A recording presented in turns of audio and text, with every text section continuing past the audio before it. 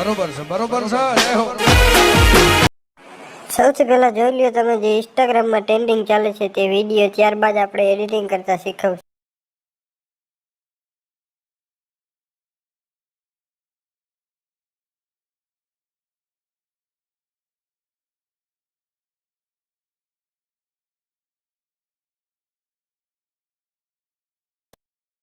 આ વિડીયોનું તમારે એડિટિંગ કરતા શીખવું હોય તો વિડીયોને સ્કીપ કર્યા વગર પૂરો જોજો, અને જો ચેનલ ઉપર નવા હોય તો ચેનલને સબસ્ક્રાઈબ કરજો, લાઈક કરજો આવા નવા વિડીયો જોવા।